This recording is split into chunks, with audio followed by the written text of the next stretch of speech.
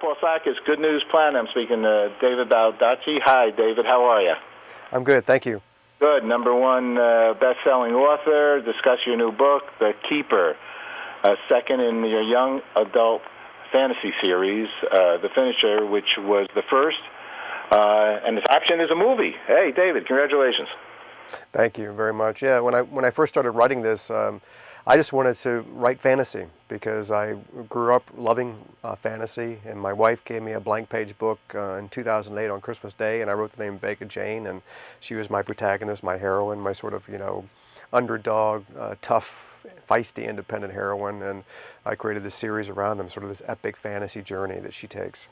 Okay. And how did this all evolve, this one, for you? Well, for me, it was like very liberating because I got to world build on my own. I didn't have to tether this to the real world. She exists in a fantasy world.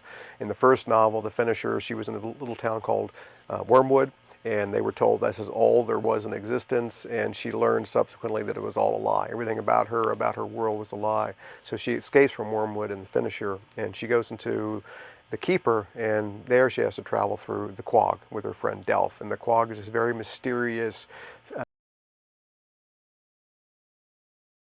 and she has to get through that to go on to the next part of her journey. So the epic fantasy journey continues in the Quag and The Keeper. Fantasy's fun. You like it? Yes, I do. Well, it's totally liberating because I get to make it all up. I don't have to explain anything or be plausible as I am in my adult thriller. So this one, it was just total imagination. Do you think that's sort of the allure? Like, I have these grandkids, and they seem to be Star Wars-ized here. There's a lot of fantasy going on there. Do you think it expands a person's brain? I think that it does. It certainly makes people more open about new ideas and new worlds and new cultures and new ways to express yourself. These graphic fantasy novels are really popular as well. And I think kids naturally gravitate to fantasy. I know I did because you're just full of imagination and creativity then, and you get to see this whole world totally unlike yours, and you just sort of naturally gravitate to it because you don't know any rules. There are no parameters for you, and whatever is out there, you just want to explore. So tell me what it was like being a kid, David. What were some of the things that interested you that you think brought you into the world of being an author? Well, the number one thing was I read. I went to the library, every day. I went to the public library every week, checked out tons of books. I grew up in Richmond, Virginia, never really traveled a lot as a kid, but I saw the world through books, and that really opened the possibility for me that I could, in turn, become a writer. And I could write stories that would enthrall people as I was enthralled when I would read books written by other people. So for me, the big key was reading. Okay. You're a good reader, a good student. Were you a good student in school?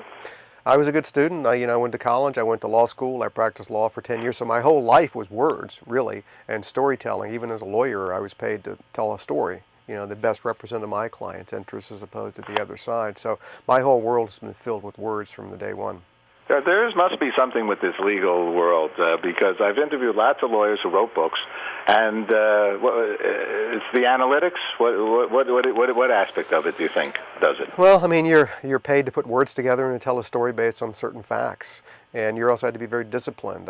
One thing that I didn't find daunting that some people might was that a book might take you years to write. Well, that wasn't an obstacle for me because I had worked on legal cases for years at a time, so I didn't really know anything else. So I was disciplined. I went to work every day. I worked on a little bit, came home, thought about it, went back to work the next day, and built a little bit more on the wall. So a lot of the same attributes between the two professions. Let's take a moment with The Finisher, okay, because it says here it's been optioned for a movie. So I don't know how much you can say about what type of a movie it would be. It seems like a lot of animation is happening here in the world of movie land.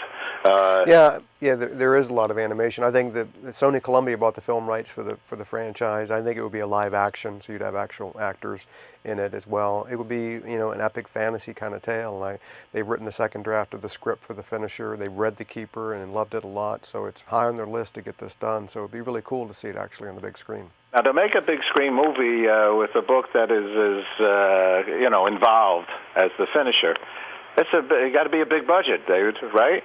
It's not going to be a little inexpensive, movie. No, this is not going to be an independent film. I've done independent films, and this, what we spent on an independent film wouldn't be the craft services budget for the food for a big picture like this. So yeah, it would be a lot of money, and so they really have to believe in the project and believe that there's going to be a lot of people out there who want to see it. It's an investment. And so in regard to that investment, they see that there's a life after the finisher, as you say, with the keeper. They see, you being so prominent, 110 million copies or so sold of books of yours, and they buy a whole package, right? They really do, and they like the fact that this is going to be a multiple book series. They like the direction of it. They've told me that they've been looking for a young adult series to film as a franchise for a long time. They looked at a lot of books, passed on all of them, and then they got to the finisher, and they were like, we finally found what we want to do. So that was encouraging. Do you get to work and do any of the charitable kinds of things with your, notoriety?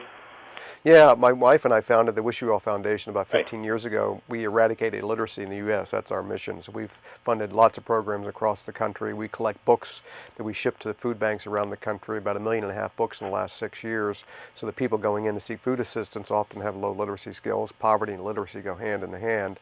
And they can go home not only with food, but with books for themselves, for the kids, to help them sort of get literacy at the forefront of their lives, get books into their home, and try to break themselves out of that cycle of poverty. And it's been a very popular program. And we support lots of charities across the board, the MS Society, cystic fibrosis, lots of charities we're involved in. We put time and money into them. Yes, I know that. And I've interviewed you many years ago, I think maybe 10 or so. Yeah. We talked about Wish You Well. In fact, we're having some event. I'll just mention it to you just because today is the 9th of September, but on the 15th we have a press conference in Times Square. We're very involved with the International Day of Peace, World Peace, and it's for children's benefit. And we have our press conference on Wednesday in Times Square, and then we have an event on the 20th in Central Park, and then the 21st in downtown Brooklyn. I don't know if you're in the New York area, but I'd love to support what you guys have been doing with the Wish You Well Foundation. And if you're in town, maybe you could say what peace means to you, and that'll be a question I'm going to ask you now. Okay. Maybe we can talk later about what I'm speaking about. So what does peace mean to you, David? For me, peace is about education. And I think if you could educate particularly young girls in certain areas around the world, the best way to change cultures and to make them open and tolerant of people is to educate young people. And you don't have to go in and bomb a country. If you spend money on books in schools, you wouldn't have to build another bomb for the rest of time. So for me, that is the way if you want to change the world. You do it through opening people's eyes, through education and opportunity, not by dropping bombs out of planes.